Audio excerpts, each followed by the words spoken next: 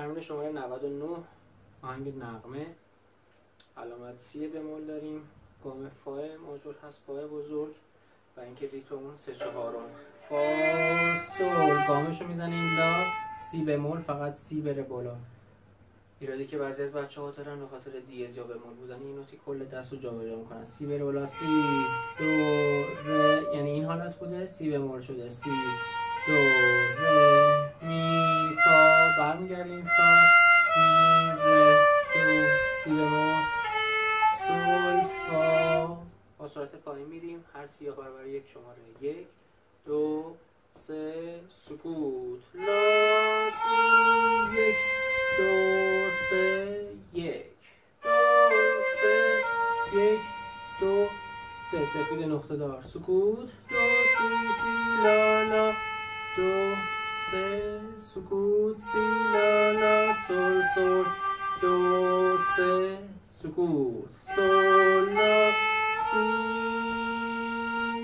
سکوت، 2 سی سی لا لا، 2 3 سکوت، سی لا لا سول سول، 2 3 سکوت. انگشت چهارم، 1 2 3 بالای لا که 1 گذاشته، یعنی بریم تو پوزیشن سوم، زیرش هم پوزیشن سوم قید کرده، 2 3 1 2 3 سی به خاطر بمول بودنش میاد بالا، به لا میچسبه، لا سی 2 2 3 سکوت ره دو 2 سی 1 2 3 1 2 3 1 2 3 سکوت، میام بیرون، سی انگشت چهارم به سوم بچسبه چون سی بموله، سی لا لا سول 1 2 3 1 2 3 1 2 3 سکوت، 2 سی سی لا لا 2 3 پوزیشن تموم، سی لا لا سول 1 2 3 سکوت لا سول سول فا فا، 2 3 سکوت لا، سی 2 3 سکوت ره دو ره دو ره می بموله، انگشت چهارم فاصلش از بین میره، به انگشت سوم میچسبه، ره می ره دو سی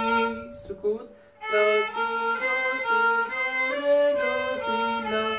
سکوت سول لا، سی بمول، انگشت اول بچسبه، 1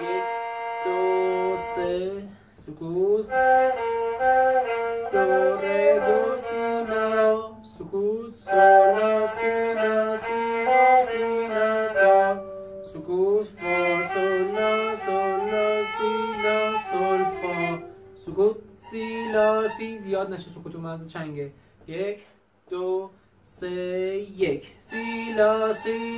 سول فا، 2 3 1 سی لا سول، 2 3 1 سی لا سول لا، سی دو ره دو سی لا سول دوره، سی لا سول لا سی دو ره، سی لا سول 1 2 3 1 2 3 لا، سی لا سول فا، 1 2 3 1 2 3 1 2 3 1 2 3 1 2 3 هم سکوت.